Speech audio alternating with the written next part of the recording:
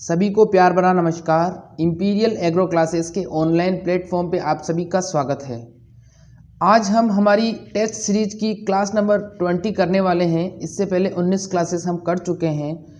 तो अगर आप न्यू स्टूडेंट हैं तो इस क्लास को देखने के बाद में सारी क्लासेस को देख लीजिएगा, हमारी प्ले लिस्ट में वो सेव हैं। यकीन मानिए आपको बहुत फ़ायदा होगा। तो चलिए शुरू करते हैं आज का रोमांचक सफ़र। क्वेश्चन नंबर फर्स्ट है हमारा, वह कौन सा फल है जिसका उपयोग मांस को मुलायम करने के लिए किया जाता है। क्वेश्चन पूछा है यहाँ पर, वह कौन सा फल है जिसका उपयोग मांस को मुलायम करने के लिए किया जाता है।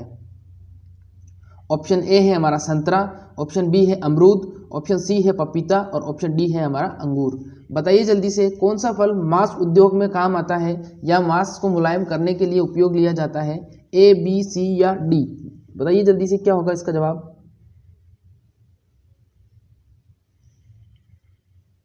जिसने जवाब दिया है ऑप्शन से वाला पपीता, बिल्कुल सही जवाब। जो पपीता होता है उसका उपयोग किस लिए किया जाता है, मांस को मुलायम करने के लिए किया जाता है या मांस उद्योग से संबंधित ये फल है।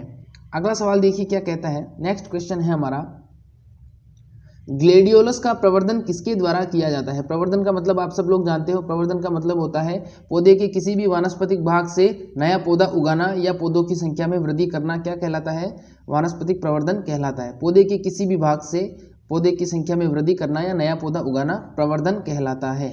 तो बताइए जल्दी से ग्लेडियोलस का प्रवर्धन किसके द्वारा होगा। ऑप्शन ए है हमारा बीज, ऑप्शन बी है हमारा कंद, ऑप्शन सी है हमारा एक और दो दोनों और ऑप्शन डी है कोई नहीं। बताइए जल्दी से क्या होगा इसका जवाब। ग्लेडियोलस का प्रवर्धन किसके द्वारा किया जाता है।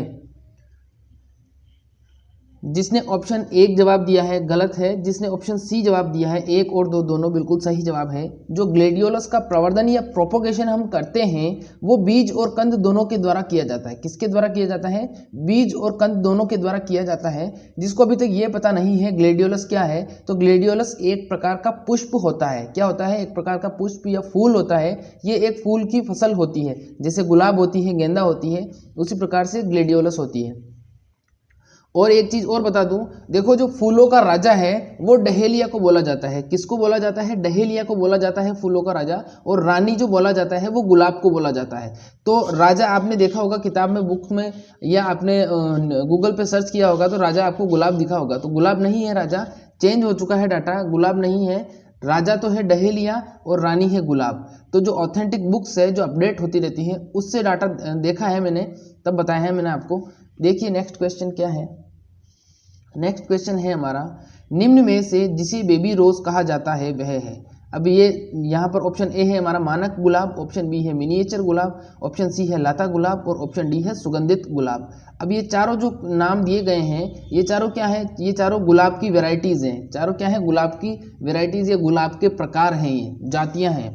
तो अब इनमें से कौन सी है जो मिनिएचर के नाम से, सॉरी बेबी रोज के नाम से जानी जाएगी। बताइए। चलिए मेरे मुंह से निकल गया, कोई बात नहीं। जो इसका बेबी रोज का जवाब होगा सही वो होगा मिनिएचर। देखो मिनिएचर का मतलब होता है छोटा। किसी भी चीज में अगर मिनिएचर शब्द इस्तेमाल में लिया जा रहा है तो उसका मतलब होगा छोटा। देखिए इसको इस प्रकार से समझिए। आपने एक क्वेश्चन पढ़ा होगा कि केरल क्षेत्र में छोटे आकार की गाय पाई जाती है, उस गाय को क्या कहते हैं। तो उसका आंसर होगा मिनिएचर गाय या वेचूर गाय। तो वो मिनिएचर, वहां पे भी मिनिएचर का मतलब क्या है, छोटा। तो बेबी रोज किसको कहेंगे, बेबी रोज कहेंगे हम मिनिएचर को। नेक्स्ट क्वेश्चन देखिए हमारा क्या है। नेक्स्ट क्वेश्चन है हमारा, गुलाब के पौधे तैयार करने के लिए सामान्य प्रवर्धन के लिए अपनाई जाने वाली विधि है। इंपॉर्टेंट क्वेश्चन है ये। क्वेश्चन क्या पूछा है, देखिए ध्यान से। क्वेश्चन पूछा है गुलाब के पौधे तैयार करने के लिए सामान्यतः प्रवर्धन के लिए अपनाई जाने वाली विधि। अब प्रवर्धन किससे करेंगे, कलम से करेंगे, कलिकायन से करेंगे, गुट्टी से करेंगे या बीज द्वारा करेंगे। बताइए जल्दी से किसके द्वारा करेंगे हम प्रवर्धन। बताना है आपको, गुलाब के पौधे तैयार करने के लिए सामान्य प्रवर्धन की विधि बतानी है आपको। क्या होगा इसका जवाब। जिसने ऑप्शन ए जवाब दिया है कलम विधि, बिल्कुल सही जवाब है। जो कलम विधि होती है उसके द्वारा हम क्या करते हैं, कलम विधि के द्वारा गुलाब में प्रवर्धन किया जाता है। कौन सी विधि से, कलम विधि से, जिसको हम बडिंग के नाम से भी जानते हैं। नेक्स्ट क्वेश्चन देखिए क्या है।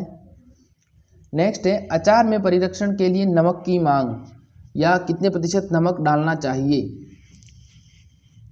अचार में नमक कितना डालना चाहिए बताइए जल्दी से। 15%, 10%, 25% या 35%।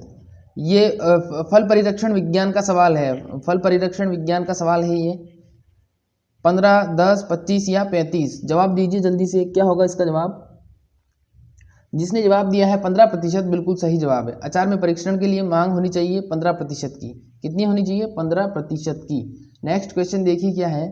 स्थायी परिरक्षण के लिए देखिए यहाँ पर क्या पूछा है, स्थायी परिरक्षण करना है, अस्थायी परिरक्षण नहीं करना है। इस जो स्थायी परिरक्षण होता है वो लंबे समय के लिए होता है, और जो अस्थायी परिरक्षण होता है वो कुछ समय के लिए या कुछ दिनों के लिए ही होता है। तो यहाँ पर पूछा है स्थायी परिरक्षण के लिए काम में लिया जाता है सिरका, नमक, तेल या चीनी। बताइए जल्दी से, स्थायी परिरक्षण के लिए क्या काम में लिया जाएगा? नमक, तेल, चीनी, सिरका। सिरका जिसने जवाब दिया है बिल्कुल सही जवाब है। जो स्थायी परिरक्षण के लिए हम काम में लेते हैं वो सिरका इस्तेमाल में लेते हैं। देखिए कल जो इस समय क्लास लगेगी आपकी, नेक्स्ट कल से जो क्लासेस लगेंगी वो बिल्कुल टॉपिक के हिसाब से लगेगी, टॉपिक के हिसाब से लगेगी। तो कल के लिए आपका जो टॉपिक है वो मैं बता देता हूँ। कल जो क्वेश्चंस हम सॉल्व करेंगे वो किससे करेंगे? मैंगो से करेंगे। जो हमारा आम है उद्यान विज्ञान का, उससे करेंगे, ठीक है। कल मैंगो से करेंगे, फिर उसके बाद में परसों हम एक एक टॉपिक के अकॉर्डिंग चलेंगे।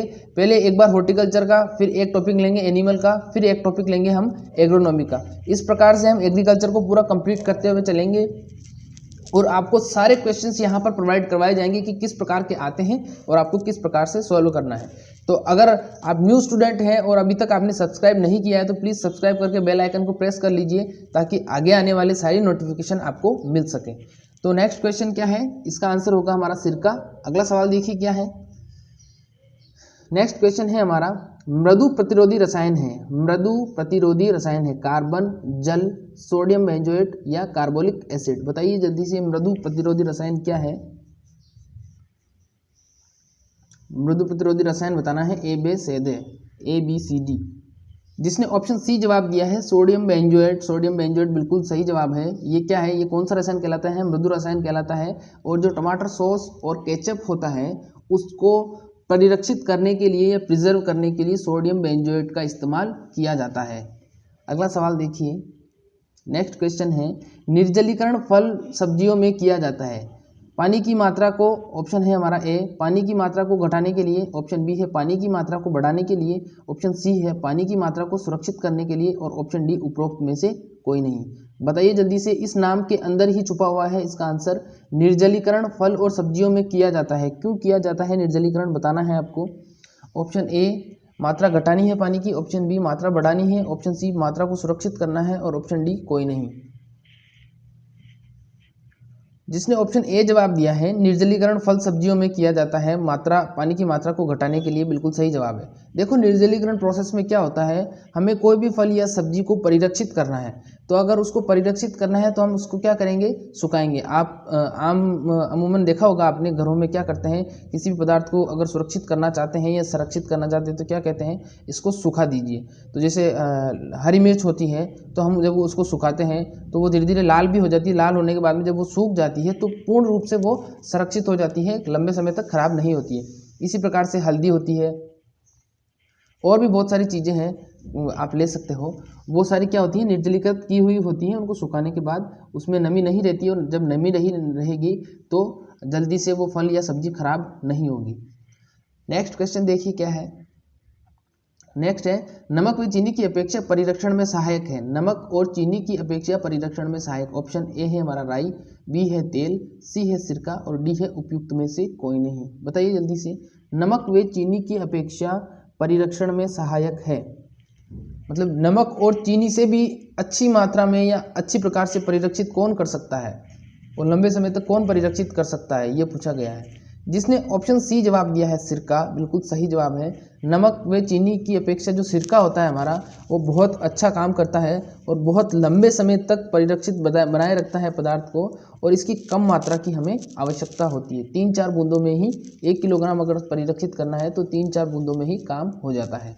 नेक्स्ट क्वेश्चन देखिए, निम्न में से कौन सा स्थायी परिरक्षण का प्रकार है? निम्न में से कौन सा स्थायी परिरक्षण का प्रकार है? ऑप्शन ए है हमारा निर्जलीकरण करना, ऑप्शन बी है आर्द्रता अपवर्जन परिरक्षण, ऑप्शन सी आर्द्रता संरक्षण, और ऑप्शन डी है हमारा पाश्चुरीकरण। बताइए निम्न में से कौन सा स्थायी परिरक्षण का प्रकार है? निर्जलीकरण, आर्द्रता अपवर्जन परिरक्षण, आर्द्रता संरक्षण या पाश्चुरीकरण।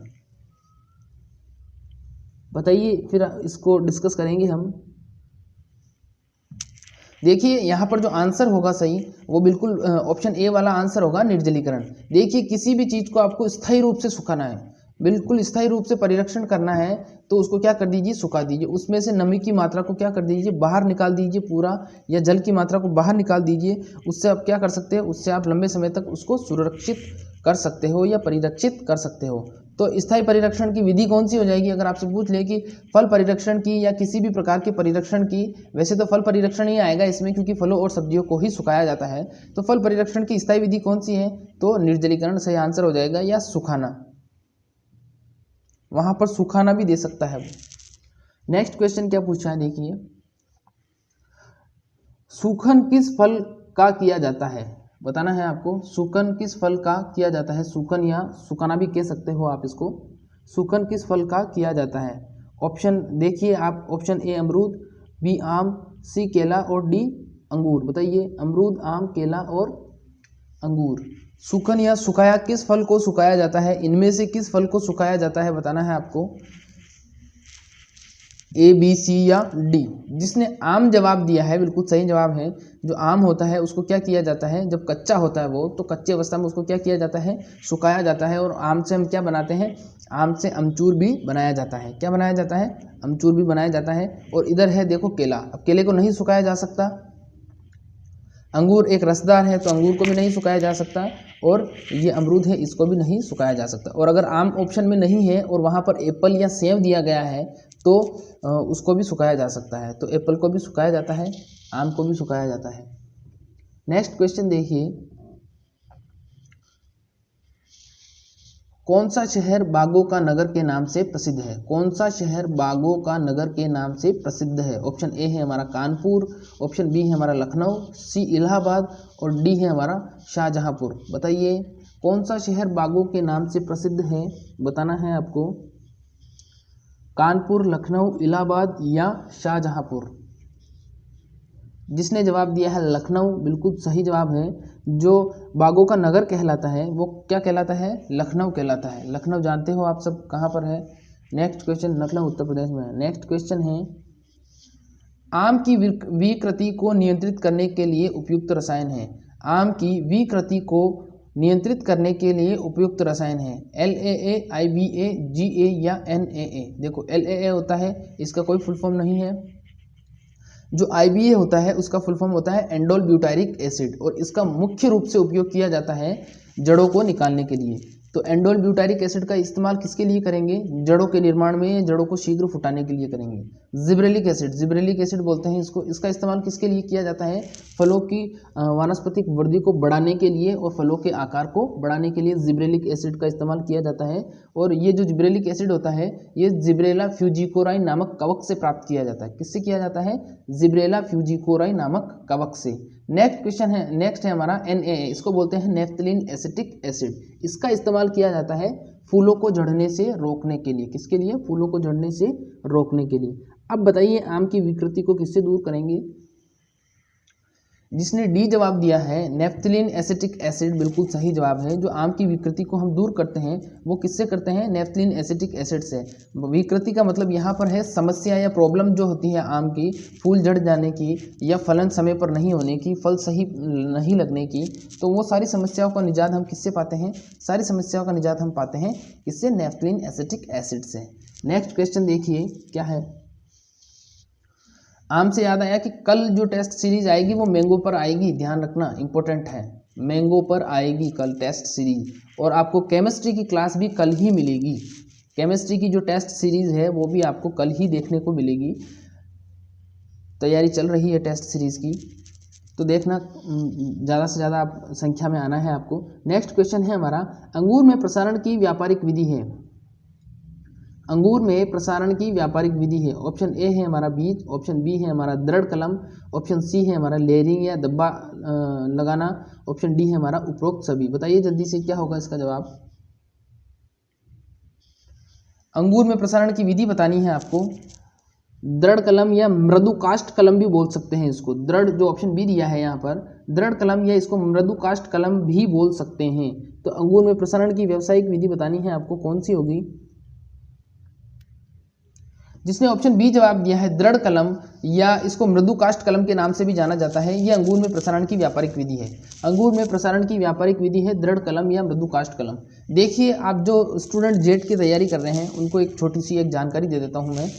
आप फालतू अटरम सिटरम की चीज़ें कुछ मत पढ़िए। एग्रीकल्चर में आपको सिर्फ और सिर्फ आपका जो नॉर्मल सिलेबस है वही पढ़ना है। देखो, अब नॉर्मल सिलेबस में क्या क्या है, आपको सबके वानस्पतिक नाम याद करने हैं, उसके बाद में सबकी फैमिली याद करनी है, जितनी भी क्रॉप्स हैं उनके सबकी जो उपज है, उनकी किस्में हैं, वो सब याद कर लीजिए। इसके अलावा फिर जो टॉपिक्स बच जाते हैं आपके, जैसे एनिमल है तो छोटा सा है, तो उस एनिमल को जो आपके सिलेबस में है और जो आपके पास नोट्स है उनको ही अच्छा कर लीजिए। यहाँ ऐसे मत करिए कि उधर से भी नोट्स ले लिए, इधर से भी नोट्स ले लिए, बहुत कुछ आपने इकट्ठा कर लिया और फिर पता चला आप उनको पढ़ नहीं पाए, क्योंकि आपने बर्डन ले लिया, पढ़ नहीं पाए। इसीलिए जितने सीमित नोट्स हैं उन नोट्स को पढ़िए और अच्छे तरीके से पढ़िए, उसी में से आएगा। ज़्यादा से ज़्यादा 2 सवाल, 3 सवाल, 5 सवाल बाहर से आ जाएंगे, 35 तो आपके पास रहेंगे सेफ फिर भी। और अगर इकट्ठे करते रहोगे तो फिर कब तक पढ़ोगे, क्योंकि पढ़ना है, इकट्ठे थोड़ी करना है। तो नेक्स्ट क्वेश्चन है, अंगूर में प्रसारण की विधि बता दिया मैंने, दृढ़ कलम। नेक्स्ट क्वेश्चन देखिए हमारा क्या है। नेक्स्ट है, मेटाजीनिया प्रक्रिया किससे संबंधित है? मेटाजीनिया प्रक्रिया किससे संबंधित है? ऑप्शन ए खजूर, बी अंजीर, सी केरोंदा और डी आम। बताइए जल्दी से, मेटाजीनिया किससे संबंधित है? बताना है आपको, मेटाजीनिया प्रक्रिया किससे संबंधित है? खजूर, अंजीर, करौंदा या आम। जिसने जवाब दिया है खजूर, बिल्कुल सही जवाब है। जो मेटाजीनिया की प्रक्रिया है वो किससे संबंधित है? खजूर से संबंधित है। खजूर के अंदर होने वाली एक प्रक्रिया है। जब हम खजूर को पढ़ेंगे, थोड़ी ये प्रोसेस बड़ी है, तो जब हम खजूर को पढ़ेंगे उस समय आपको एक्सप्लेन करके सही ढंग से बताऊंगा मैं। अभी यहाँ आपको थोड़ा कन्फ्यूज हो जाओगे आप। अगला सवाल देखिए क्या पूछा है। नेक्स्ट है हमारा, स्पंजी उत्तक क्षय किस फल का हानिकारक शारीरिक विकार है? स्पंजी उत्तक क्षय किस फल का हानिकारक शारीरिक विकार है? ऑप्शन ए है हमारा केला, ऑप्शन बी है हमारा राष्ट्रीय फल, ऑप्शन सी है हमारा अनार और ऑप्शन डी है हमारा चेरी। बताइए जल्दी से। क्वेश्चन को थोड़ा सा ट्विस्ट किया गया है, बाकी कुछ भी नहीं है। स्पंजी उत्तक क्षय किस फल का हानिकारक रोग है? देखिए, जिसने जवाब दिया है राष्ट्रीय फल, बिल्कुल सही जवाब है। केला नहीं होगा। देखो, राष्ट्रीय फल कौन सा है हमारा राष्ट्रीय फल है आम, जिसका नाम है मेंजिफेरा इंडिका, एनाकार्डियेसी कुल का ये पादप है। और इस आम के अंदर क्या होता है? स्पंजी उत्तक क्षय बीमारी होती है, जिसको स्पॉन्जी टिश्यू भी बोलते हैं। अब ये देखा हुआ भी है आपने, स्पॉन्जी टिश्यू कैसा होता है। कभी कभी आपने देखा होगा, जब आप आम खरीदते हो या खाते हो, अभी आम का सीजन चल भी रहा है, तो आप आम काटते हो तो अंदर से कुछ गुदा तो ऐसा रहता है जो बिल्कुल सही व्यवस्थित रहता है, कुछ गुदा ज़रूरत से ज़्यादा लाल रहता है और वहाँ से वो बिल्कुल डिस्ट्रॉय हो जाता है, पिलपिला हो जाता है। तो वो जो पिलपिले हो जाते हैं वो आम के उत्तक होते हैं, क्योंकि कोशिका या उत्तक से बना है, वो उत्तक होते हैं या उसके टिश्यू होते हैं, वो सड़ जाते हैं। और यही बीमारी क्या कहलाती है? स्पॉन्जी उत्तक क्षय कहलाती है। तो सड़ा हुआ आम आप कभी खरीदते हो तो सड़ा हुआ आम नहीं खरीदते। क्यों नहीं खरीदते हो? क्योंकि उसमें स्पंजी उत्तक क्षय रोग हो चुका है और वो गुणवत्ता को प्रभावित करता है। इसीलिए इसका हानिकारक किसका हो जाएगा? राष्ट्रीय फल या आम का हानिकारक शारीरिक विकार हो जाएगा। नेक्स्ट क्वेश्चन देखिए क्या है। सिर्फ आम में ही होता है और किसी में नहीं होता है। अगला सवाल देखिए। नेक्स्ट क्वेश्चन है हमारा, पोमोलॉजी किस भाषा का शब्द है? पोमोलॉजी किस भाषा का शब्द है? Option A Latin, option B Greek, option C है फ्रेंच और ऑप्शन डी है अरबी। बताइए जल्दी से, पोमोलॉजी किस भाषा का शब्द है? लैटिन, ग्रीक, फ्रेंच या अरबी? पोमोलॉजी किस भाषा का शब्द है? लैटिन, ग्रीक, फ्रेंच या अरबी बताना है आपको। मैंने ट्रिक बता चुका हूं मैं आपको, कल्चर कौन से वर्ड्स होते हैं और लैटिन कौन से वर्ड्स होते हैं। जिसने पोमोलॉजी का जवाब ग्रीक दिया है, बिल्कुल सही जवाब है। जितने भी शब्द होते हैं जिसके पीछे लॉजी लगा होता है और नोमी लगा होता है, लॉजी और नोमी वाले सारे शब्द क्या कहलाते हैं? ग्रीक कहलाते हैं। और बाकी जो सारे शब्द होते हैं, बाकी जैसे जिसके पीछे कल्चर लगा है, वो क्या कहलाता है? वो लैटिन भाषा का शब्द कहलाता है। तो नोमी और लॉजी ग्रीक, बाकी लैटिन का मतलब कल्चर वाले शब्द लैटिन। 2 ही आएंगे वैसे आपके। नेक्स्ट क्वेश्चन क्या पूछा है देखिए, आम का काला सिरा रोग किस नाम से जाना जाता है? आम का काला सिरा रोग को किस नाम से जाना जाता है? ऑप्शन ए काली पत्ती रोग, ऑप्शन बी सूखा रोग, ऑप्शन सी चिमनी रोग और ऑप्शन डी सॉफ्ट नोज। बताइए बहुत इंपॉर्टेंट क्वेश्चन है, फिर इसके बारे में थोड़ी एक्सप्लेनेशन करेंगे क्या होता है ये। बताइए, आम का काला सिरा रोग किस नाम से जाना जाता है? काली पत्ती रोग नहीं होगा इसका जवाब, काली पत्ती रोग नहीं होगा, इसका जवाब होगा चिमनी रोग। क्या होगा? चिमनी रोग के नाम से इसको जाना जाता है। तो आम का जो काला सिरा रोग है वो किस नाम से जाना जाएगा? चिमनी रोग के नाम से जाना जाएगा। अब कैसे? देखिए क्या होता है कि जो ईंटों के भट्टे होते हैं वहाँ पर क्या होती है? चिमनी होती है। क्या होती है? चिमनी होती है। और अगर उस चिमनी के आसपास आम का बाग लगा हुआ है तो चिमनी क्या करेगी? चिमनी तो धुआं निकालेगी, और धुआं निकालेगी तो उसमें रहेगी कार्बन मोनोऑक्साइड, और कार्बन मोनोऑक्साइड तो कम मात्रा में रहती है लेकिन ज़्यादा मात्रा में SO2 रहती है। SO2 और कार्बन डाइऑक्साइड रहती है। और वो क्या करती है? वो जो आम के बागान होते हैं या आम के उसके आसपास के जो आम के बागान होते हैं वहाँ पर आम के फल को प्रभावित करती है। आम पर एक काला धब्बा बन जाता है, बहुत बड़ा धब्बा बनता है। वैसे आप आम खरीदते हो तो बिल्कुल छोटे छोटे डॉट डॉट तो बहुत होते हैं, लेकिन लगभग इतना बड़ा धब्बा बनता है। इसको इस तरीके से समझ सकते हो, जो 5 रुपये का सिक्का होता है उतना बड़ा धब्बा बनता है या उससे बड़ा धब्बा बनता है, तो वो काला सिरा रोग कहलाता है। ना कि आप छोटे छोटे जो डॉट डॉट देखते हो वो काला सिरा रोग नहीं है। और ये हमेशा नीचे की तरफ बनेगा। कहाँ बनेगा? ये जो हमारा आम होगा इसके हमेशा नीचे की तरफ बनेगा। ठीक है, तो काला सिरा रोग 5 रुपये के सिक्के से थोड़ा बड़ा होता है, इस प्रकार का काला दाग बन जाता है। और किस गैस से बनता है? तो SO2 गैस से बनता है। कहाँ पर बनता है? तो जो ईंटों के भट्टे होते हैं वहाँ पर चिमनियों से जो धुआं निकलता है उस धुएं में SO2 गैस होती है। वो क्या करती है?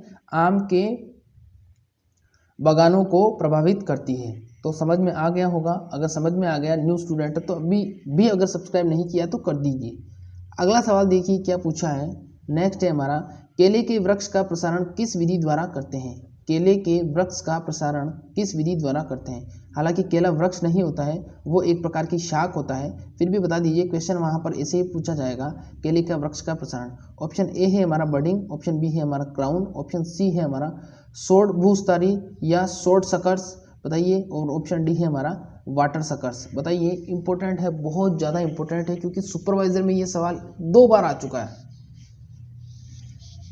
केले के वक्त का प्रसारण बताना है आपको। प्रसारण, प्रोपोगेशन, प्रवर्धन एक ही चीज़ होती है। प्रसारण, प्रोपोगेशन, प्रवर्धन एक ही चीज़ होती है या वानस्पतिक प्रवर्धन।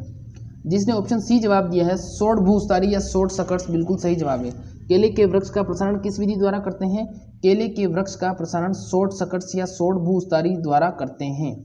नेक्स्ट क्वेश्चन देखिए क्या पूछा है। अगला सवाल है, निम्न में से किस फल वृक्ष के उद्यान में पूरक वृक्ष लगाए जा सकते हैं?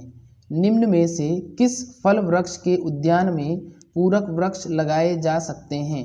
ऑप्शन ए है हमारा कटहल के उद्यान में, ऑप्शन बी है संतरा के उद्यान में, ऑप्शन सी है हमारा नींबू के उद्यान में, और ऑप्शन डी है अमरूद के उद्यान में। बताइए जल्दी से, निम्न में से किस फल वृक्ष के उद्यान में पूरक वृक्ष लगाए जा सकते हैं? फिर मैं आपको बताऊंगा पूरक वृक्ष क्यों लगाया जाता है, कैसे लगाया जाता है, कौन सा लगाया जाता है। आपको आंसर देना है। बताइए जल्दी से, किस में लगाए जा सकते हैं?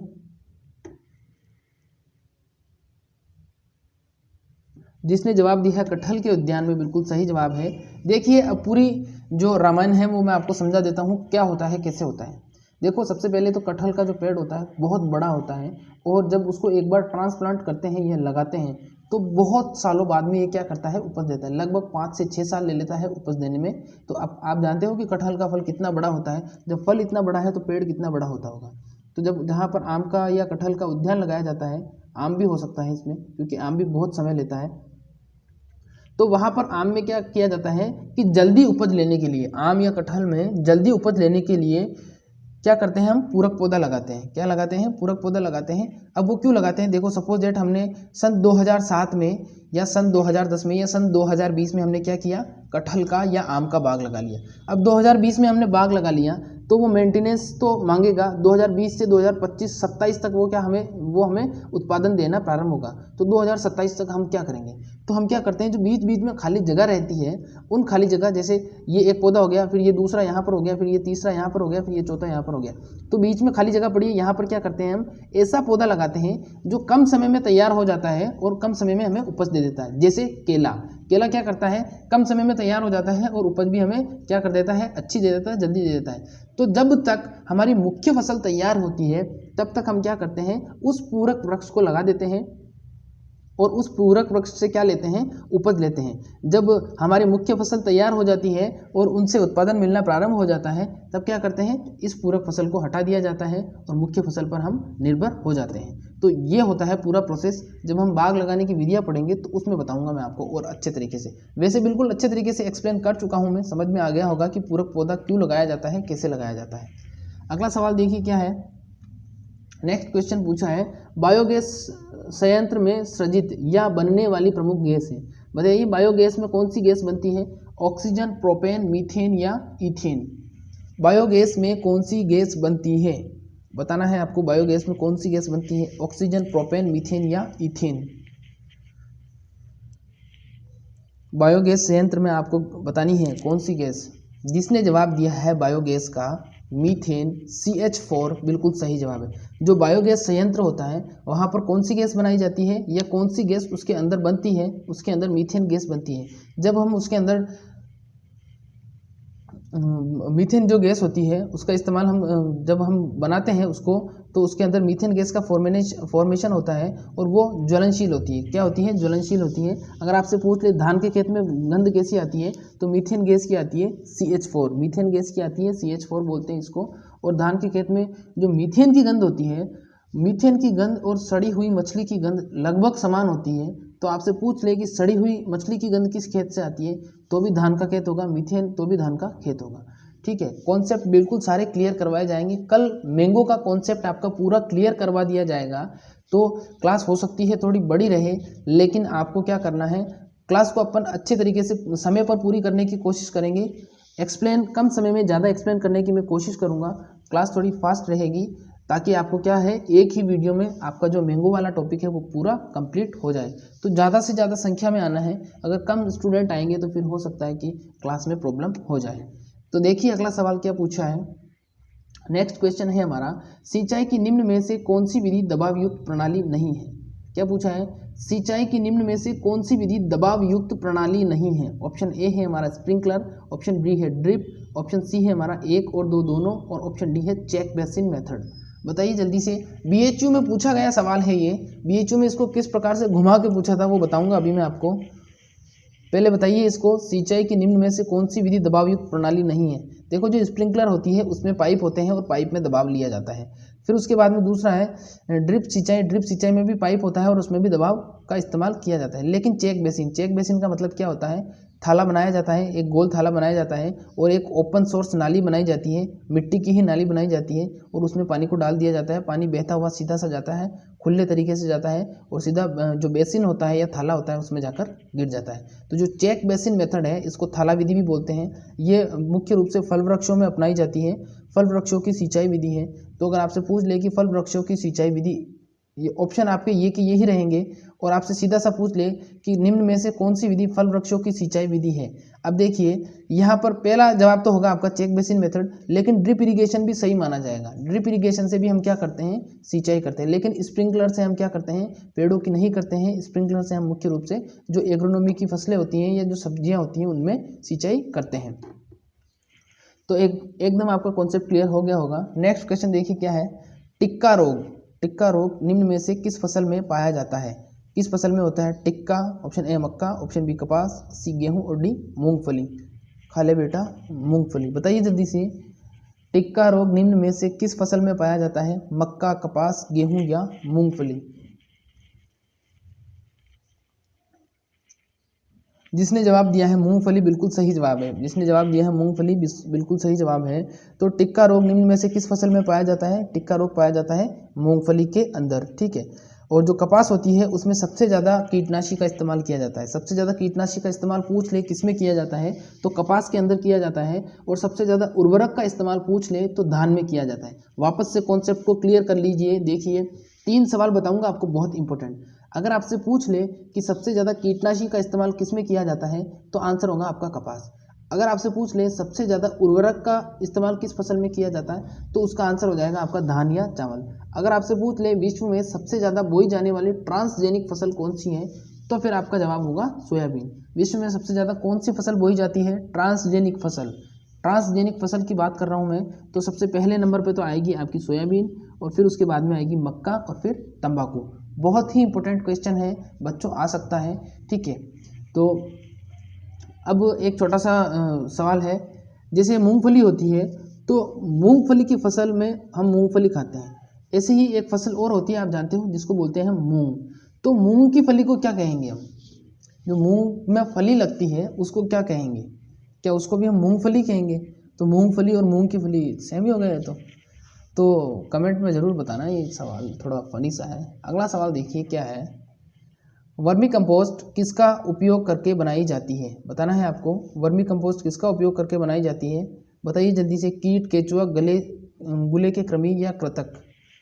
वर्मी कंपोस्ट कीट, केचुआ, गुले के कृमि या कृंतक? जिसने जवाब दिया है केचुआ, बिल्कुल सही जवाब है। केचुआ या फिरिटिमा पोस्थुमा ये क्या करता है? ये मुख्य रूप से वर्मी कंपोस्ट बनाने के लिए उपयोग किया जाता है। ये सड़ी गली पत्तियों को और मिट्टी को खाता है और बदले में जो उत्सर्जन पदार्थ छोड़ता है, छोटी छोटी गोलियां, वो ही हमारी वर्मी कंपोस्ट कहलाती है। अगर इसका वानस्पतिक नाम पूछ ले तो फिरिटिमा पोस्थुमा होगा। और अगर आपसे पूछ लिया जाए कि जो केंचुआ होता है उसकी कौन सी प्रजाति सबसे अच्छी मानी जाती है, तो एपिजिक क्या करता है? सड़े गले पदार्थ ज़्यादा खाता है, मिट्टी को कम खाता है। अगला सवाल देखिए क्या है, एक्सप्लेन करूँ तो एक क्लास के पूरा दिन कम पड़ता है एक टॉपिक को लेकर, लेकिन क्या करें, कुछ कुछ तो ज़रूरी बातें हैं जो बतानी पड़ती हैं आपको। अगला सवाल पूछा है, बाग लगाने की कौन सी विधि में भूमि का अधिकतम उपयोग होता है? बताइए जल्दी से, बाग लगाने की कौन सी विधि में भूमि का अधिकतम उपयोग होता है? बताना है आपको, वर्गाकार में, आयताकार में, षष्ठभुजाकार में या त्रिभुजाकार में? फिर बिल्कुल सारे कॉन्सेप्ट क्लियर करेंगे आपके। बाग लगाने की कौन सी विधि में भूमि का अधिकतम उपयोग होगा? वर्ताकार, आयताकार, षष्ठभुजाकार या फिर त्रिभुजाकार? जिसने जवाब दिया है वर्गाकार गलत है, जिसने आयताकार वो भी गलत है। षष्ठभुजाकार विधि, षष्ठभुजाकार विधि में क्या होता है? षष्ठभुजाकार विधि में बहुत अधिक मात्रा में पौधे लगाए जाते हैं और जहां अधिक मात्रा में पौधे लगाए जाएंगे उस क्षेत्र का या उस भूमि का उपयोग भी क्या होगा? अधिक होगा। तो षष्ठभुजाकार आकृति बनाई जाती है, पेड़ों की ट्राइंगल बनाया जाता है, हेक्सागोनल शेप का, इस प्रकार से बनाया जाता है जैसे हीरा होता है, समझ सकते हो आप। ऐसे, फिर यू बैंड, फिर इस प्रकार से बनाया जाता है षष्ठभुजाकार, और उसमें एक साथ 6 पौधे लगाए जाते हैं। ठीक है, तो नेक्स्ट क्वेश्चन देखिए क्या है, गमलों में पाया जाने वाला पौधा है, गमलों में पाया जाने वाला पौधा है या उगाए जाने वाला पौधा है, हॉलीहॉक, लॉक्सपर, स्वीट पी या एस्टर? बताइए जल्दी से, गमलों में कौन सा पौधा लगाया जाता है? गमलों में उगाए जाने वाला पौधा बताना है आपको। गमलों में कौन सा पौधा उगा सकते हैं हम? जिसने एस्टर जवाब दिया है बिल्कुल सही जवाब है। एस्टर को क्या करते हैं हम? ये गार्डनिंग वाला क्वेश्चन है, फ्लोरिकल्चर से लिया गया क्वेश्चन है ये। तो अगर आपको ऐसा लग रहा है कि सर हमने तो पढ़ा ही नहीं, कोई दिक्कत नहीं है, क्वेश्चन गार्डनिंग का है, एस्टर इसका सही जवाब होगा। अगला सवाल देखिए क्या पूछा है, जब तना परिवर्तित होकर भोजन संग्रहण करने लगता है तो उसे कहा जाता है? बहुत ही इंपॉर्टेंट क्वेश्चन है, क्वेश्चन को ध्यान से समझोगे और सुनोगे तो आपको समझ में आ जाएगा कि क्या पूछा गया है। क्वेश्चन पूछा है, जब तना परिवर्तित होकर भोजन संग्रह करने लगता है तो उसे कहा जाता है? ऑप्शन ए आकंद, ऑप्शन बी प्रकंद, ऑप्शन सी घनकंद और ऑप्शन डी है हमारा शलकंद। बताइए जल्दी से क्या होगा इसका जवाब, फिर इसके कॉन्सेप्ट क्लियर करेंगे हम। जिसने प्रकंद जवाब दिया है, प्रकंद का मतलब होता है, प्रकंद जो होता है वो रूपांतरित तना होता है। क्या होता है? रूपांतरित तना। तो रूपांतरित तना जो होता है वो क्या कर लेता है, वो तने का भाग होता है वो रूपांतरित हो जाता है और भोजन को क्या कर लेता है? भोजन को स्टोर कर लेता है, संरक्षित कर लेता है। तो रूपांतरित तना क्या कर लेता है? भोजन को संरक्षित कर लेता है और वो भाग क्या कहलाएगा? वो भाग कहलाएगा प्रकंद। क्या कहलाएगा? प्रकंद कहलाएगा। अगला सवाल देखिए क्या है, पौधों की ऐसी शाखाएं जो तने के ऐसे भाग से निकलती हैं जो कि भूमि के अंदर होता है कहलाती है? पौधों की ऐसी शाखाएं जो तने के भाग से निकलती हैं, तने के भाग से ही निकलती हैं लेकिन अंदर निकलती है, भूमि के बाहर नहीं निकलती है। बताइए क्या होगा? अंतःभूस्तरी, उपभूस्तरी, शिखर या धूस्तरी? बताइए, बहुत ही ज़्यादा इंपॉर्टेंट क्वेश्चन है। क्वेश्चन को थोड़ा घुमा के पूछा गया है यहाँ पर, लेकिन बहुत ही अच्छा क्वेश्चन पूछा है। पौधे का कौन सा, इस क्वेश्चन को दूसरी तरीके से भी पूछा जा सकता है। देखो कैसे पूछा जाएगा, निम्न में से पौधे का ऐसा कौन सा भाग है जो तने का है परंतु भूमि के अंदर विकसित होता है या भूमि के अंदर निकलता है? तो जवाब दीजिए इसका क्या होगा इसका जवाब। इसका जवाब जिसने ए दिया है अंतःभूस्तारी बिल्कुल सही जवाब है। अंतःभूस्तारी बिल्कुल सही जवाब है।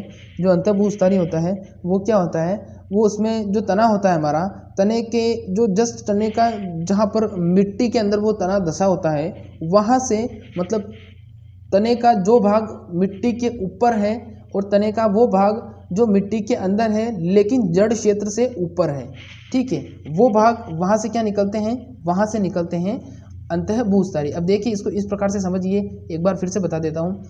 ये पौधे की जड़ें हैं और ये पौधे का तने का वो भाग है जो हवा के अंदर है, मिट्टी के ऊपर है, और ये पौधे का वो भाग है जो तना है लेकिन जड़ क्षेत्र से तो ऊपर है लेकिन क्या है, मिट्टी के नीचे है। तो यहाँ से जो नई शाखाएं निकलेगी तने से, यहाँ से जो नई शाखाएं निकलेगी वो क्या कहलाएगी, अंतःभूस्तारी कहलाएगी। क्या कहलाएगी, अंतःभूस्तारी कहलाएगी। और इसी से हम क्या कर सकते हैं, इसी से हम नए पौधे निकाल सकते हैं। ये प्रवर्धन की एक विधि मानी जाती है।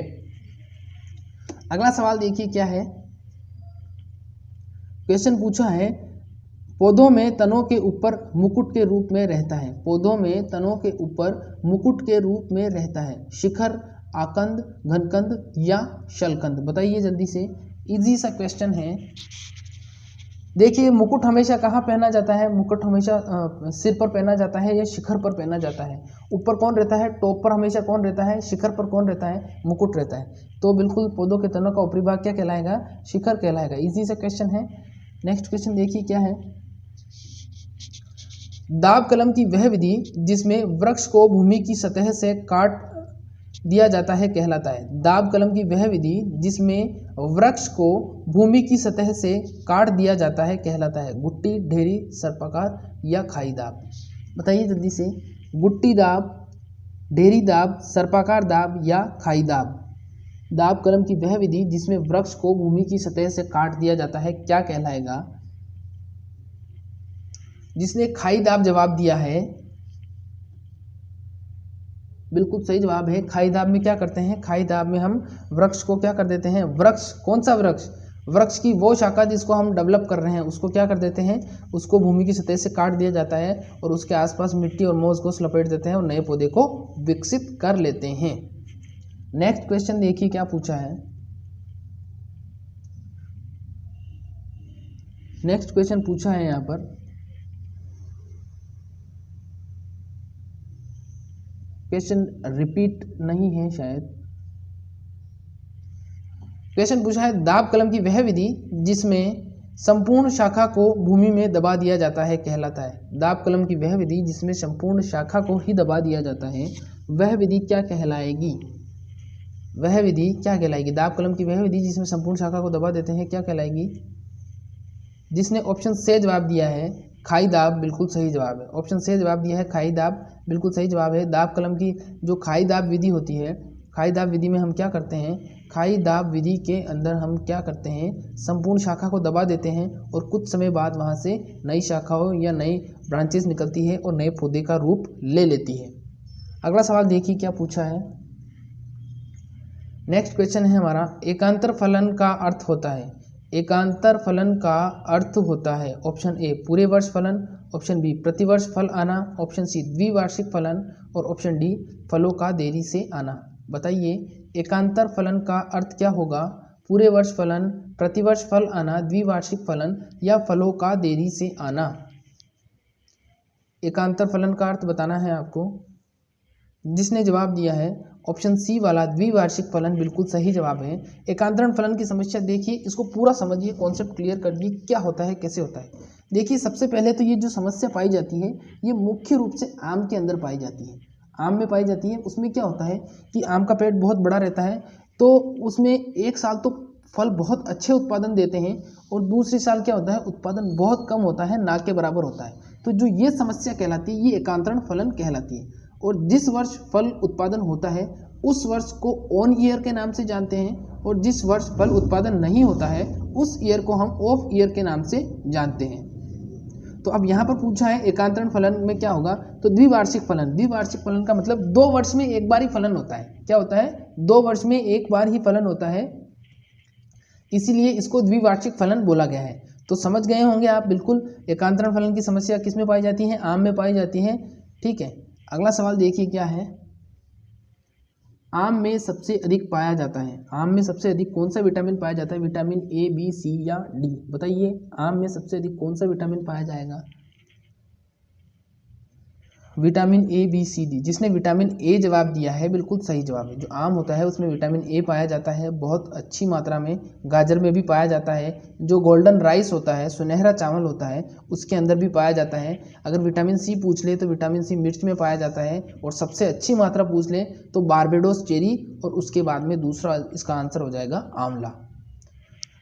अगला सवाल देखिए, अमरूद के फलों में कौन सा विटामिन पाया जाता है? अमरूद के फलों का विटामिन बताना है आपको। Vitamin A, vitamin B, vitamin C या फिर विटामिन डी? बताइए अमरूद के फलों में कौन सा विटामिन पाया जाता है? अमरूद के फलों में जिसने विटामिन सी जवाब दिया है बिल्कुल सही जवाब है। जो अमरूद के फल होते हैं उसमें विटामिन सी पाया जाता है। नेक्स्ट क्वेश्चन देखिए क्या है, वातनाशक तथा पित्तवर्धक फल कौन सा है? वातनाशक तथा पित्तवर्धक फल कौन सा है? आम, संतरा, केला या फिर अमरूद? बताइए वातनाशक तथा पित्तवर्धक फल कौन सा है? आम, संतरा, केला या फिर अमरूद? जवाब दीजिए।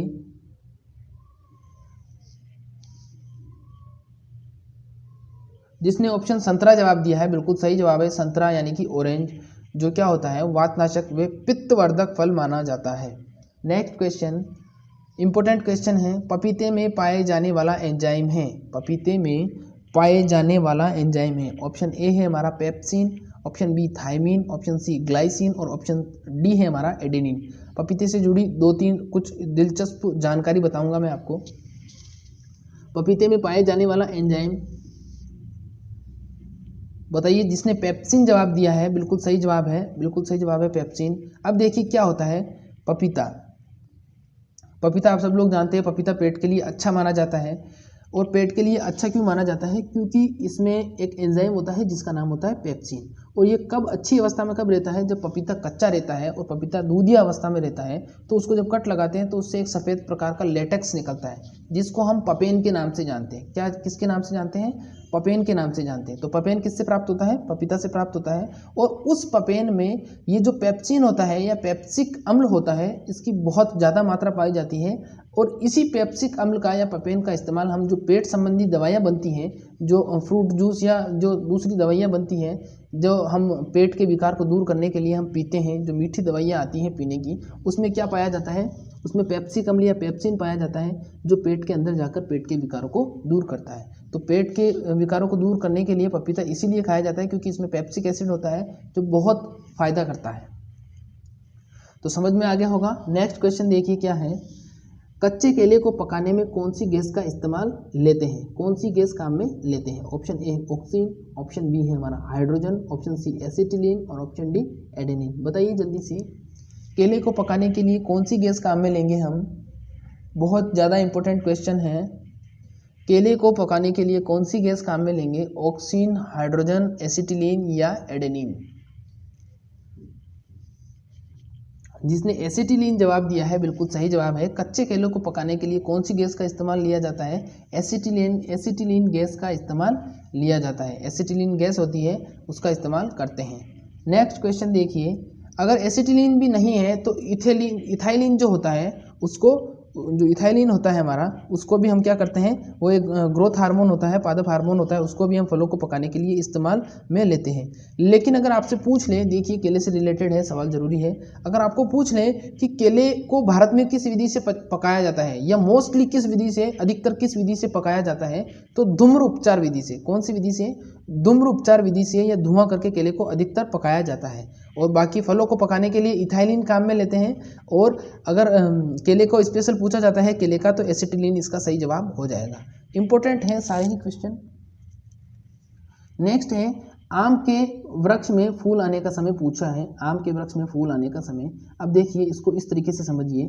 आम में फूल आने से पहले आप ये समझ लीजिए कि देखो आम का जो सीजन आता है वो कब आता है? गर्मियों में आता है। तो गर्मियों में तो फूल आएंगे नहीं, क्योंकि गर्मियों में तो फल ही बन गया, तो फूल कहाँ से रहेगा? अब बताइए जल्दी से, गर्मियों में मई से अगस्त में या जून से सितंबर में या अक्टूबर से दिसंबर में या फरवरी से मार्च में?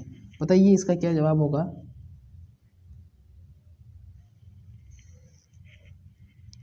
जिसने फरवरी मार्च जवाब दिया है बिल्कुल सही जवाब है। फरवरी मार्च में आम में फूल आ जाते हैं, फिर वो फूल लगभग मई जून के आते आते क्या हो जाते हैं, फल में विकसित हो जाते हैं, और फल में विकसित होने के बाद में वो बाजार में आ जाते हैं, फिर आप खरीदते हो और खाते हो। अगला सवाल, भारतीय कृषि अनुसंधान संस्थान नई दिल्ली द्वारा विकसित की गई आम की किस्में। भारतीय कृषि अनुसंधान संस्थान नई दिल्ली द्वारा विकसित की गई आम की किस्म बतानी है। नीलम, दशहरी, बेंगलोर या आम्रपाली। बहुत इंपॉर्टेंट क्वेश्चन है, बहुत ही ज़्यादा इंपॉर्टेंट क्वेश्चन है। भारतीय कृषि अनुसंधान संस्थान जिसको बोलते हैं IARI नई दिल्ली। बताइए क्या होगा इसका जवाब। भारतीय कृषि अनुसंधान संस्थान द्वारा, जिसने ऑप्शन डी जवाब दिया है आम्रपाली, बिल्कुल सही जवाब है। जो आम्रपाली किस्म है वो आम की है, और इसकी विशेषता क्या है, ये कम दूरी पर लगाई जा सकती है। इसको 2.5 मीटर इंटू 2.5 मीटर या 25 फीट इंटू 25 फीट की दूरी पर लगा सकते हैं। तो मीटर को फिट में बदलना आना चाहिए। वहाँ पर क्वेश्चन आपको किसी भी प्रकार का डाटा दिया जा सकता है, कन्वर्ट करके आप आसानी से उसको लिख सकते हो। अगला सवाल देखिए क्या पूछा है। आम्रपाली, ध्यान रखना, IARI से निकली है, 2.5 इंटू 2.5 मीटर की दूरी पर लगाया जाता है। नेक्स्ट क्वेश्चन है, केले का उत्पत्ति स्थान माना जाता है। केले का उत्पत्ति स्थान बताना है आपको, भारत, पनामा, ब्राज़ील या मलाया। केले का उत्पत्ति स्थान, केले का जो वैज्ञानिक नाम होता है वो होता है मूसा पेराडिसिएका, और जो इसकी फैमिली होती है वो होती है मुजेसी। मुजेसी नहीं, मुजेसी। केले का उत्पत्ति स्थान बताइए जल्दी से। ABCD। जिसने मलाया जवाब दिया है, मलाया बिल्कुल सही जवाब है। जो केले का उत्पत्ति स्थान माना जाता है वो किसको माना जाता है, मलाया को माना जाता है। किसको, मलाया को माना जाता है केले का उत्पत्ति स्थान। जो मलाया है वो एक क्या बोलते हैं उसको, कौन सा बोलेंगे उसको, यूरोपियन देश है मलाया, और वहाँ पर केले को सबसे पहले नोटिस किया गया था। आप हो सकता है आपके जो बुक्स हैं उसमें नाम परिवर्तित करके दिया गया हो, तो बताइए, बताना मेरे को कमेंट में। अगला सवाल देखिए क्या है, निम्न में से कौन सा राज्य आम का उत्पादक नहीं माना जाता है। ऑप्शन ए है हमारा उत्तर प्रदेश, ऑप्शन बी राजस्थान, सी आंध्र प्रदेश और डी बिहार। बताइए जल्दी से कौन सा आम का उत्पादक नहीं माना जाता है। क्वेश्चन को थोड़ा ध्यान से पढ़ना, क्वेश्चन थोड़ा सा घुमा के पूछा है। उत्तर प्रदेश, राजस्थान, आंध्र प्रदेश या फिर बिहार। जिसने राजस्थान जवाब दिया है बिल्कुल सही जवाब है। अब देखिए कैसे है, सबसे ज़्यादा आम का उत्पादन जो होता है वो उत्तर प्रदेश में होता है, फिर आंध्र प्रदेश में भी बड़े स्तर पर आम का उत्पादन होता है, और बिहार में भी बड़े स्तर पर आम का उत्पादन होता है। लेकिन राजस्थान के कुछ क्षेत्र जो बांसवाड़ा और कोटा वाले जो रीजन हैं वहाँ पर उत्पादन तो होता है आम का, लेकिन इतना नहीं होता कि वो इस श्रेणी में आ सकें। बहुत कम मात्रा में उत्पादन होता है, इसलिए राजस्थान में क्या है, राजस्थान में आम का उत्पादन नहीं होता। अगला सवाल देखिए क्या पूछा है, निम्न में से वह कौन सा फल है जिसका छिलका कृमिनाशक, वमनरोधी, त्वचारोधक या नाशक, दस्तरोधक और क्रांतिवर्धक तथा तेल युक्त होता है। बताइए जल्दी से, छिलका बताना है आपको। ये क्वेश्चन वापस आ गया है, पहले मैं बता चुका हूँ इसको, लेकिन उस समय वहाँ पर थोड़ा अलग तरीके से पूछा था, अब अलग तरीके से पूछा है। तो निम्न में से वह कौन सा फल है जिसका छिलका कृमिनाशक, वमनरोधी, वमन का मतलब उल्टी, उल्टी को रोकने वाला, त्वचारोधक, त्वचा के रोग को दूर करता है, क्रांतिवर्धक, तेल युक्त। जिसने जवाब दिया है संतरा, बिल्कुल सही जवाब है। जो ऑरेंज हमारा होता है उस ऑरेंज में, उसके छिलके में तथा उसके फल में इस प्रकार के सारे गुण पाए जाते हैं, तो ध्यान रखना ऑरेंज या संतरा इसका सही जवाब होगा। तो आज की क्लास में बस इतना ही पढ़ेंगे। अभी शाम को वापस से जेट का पेपर सॉल्व करना है, तो उस क्लास में मिलेंगे। स्टूडेंट बहुत कम आते हैं तो मुझे अच्छा नहीं लगता है, फिर भी मैं कोशिश करता हूँ कि आपको सारी जो सुविधाएं हैं वो उपलब्ध करवा सकूं। केमिस्ट्री की क्लास देखो बच्चों, केमिस्ट्री की क्लास कल लगेगी। और एक बात और है कि कल जो आपका टॉपिक आएगा सुबह, वो पहला टॉपिक आपका आएगा मैंगो। देखिए यहाँ पर ये जो मैंगो है, आम है, सबसे पहला जो टॉपिक होगा वो हमारा मैंगो होगा। तो मैंगो से कल सारे सवाल एक ही क्लास में डिस्कस किए जाएंगे। वो क्लास 1 घंटे की भी हो सकती है, 1.5 घंटे की भी हो सकती है, या 2 घंटे की भी हो सकती है। तो आपका जो नेट है या डेटा है उसको आपको वेस्ट नहीं करना है, बचा के रखना है। आपकी क्लास कल से एग्रीकल्चर की जो क्लास होगी वो बिल्कुल टॉपिक वाइज चलेगी, और फिर देखते हैं उसमें, उस ट्रायल में देखते हैं अगर सही सक्सेसफुल हो जाती है वो, तो फिर उसके बाद में बायोलॉजी की भी आपकी टॉपिक वाइज चलेगी। तो कल सबसे पहले जो ट्रायल होगा हमारा, इसी समय जो रोज़ 11:30 बजे क्लास लगती है, उसमें हम मैंगो वाला टॉपिक पूरा क्लियर करेंगे। तो आप अगर न्यू स्टूडेंट हैं तो समझ लीजिए कि कल मैंगो वाला जो टॉपिक होगा उसको एक ही क्लास में हम डिस्कस करेंगे, चाहे वो एक क्लास घंटे की हो, 2 घंटे की हो या 2.5 घंटे की हो। लेकिन जब तक क्लियर नहीं होगा पूरा कॉन्सेप्ट तब तक उस क्लास को हम छोड़ेंगे नहीं। बाकी लगभग 1 घंटे में, 1 या 1.25 घंटे के अंदर मैं पूरा उसको कॉन्सेप्ट को क्लियर कर दूंगा आपको, और उसके बाद में आपसे कोई भी सवाल आएगा तो आप आसानी से उसको कर पाओगे। ठीक है, और कुछ थ्योरी वाली भी उसमें ऐड करूंगा, कुछ समझाने के लिए भी ऐड करेंगे उसमें स्लाइड्स, तो बिल्कुल अच्छे तरीके से आपको आम का पूरा टॉपिक समझाया जाएगा। तो आपको क्लास में आना है अपने दोस्तों के साथ, और न्यू आए हैं तो चैनल सब्सक्राइब करके बेल आइकन को प्रेस कर लीजिए। और मिलेंगे शाम को ठीक 5 बजे जेट के पेपर सॉल्व वाली क्लास में। तब तक के लिए नमस्कार, घर पर रहिए, सुरक्षित रहिए, बाहर तो कोरोना है।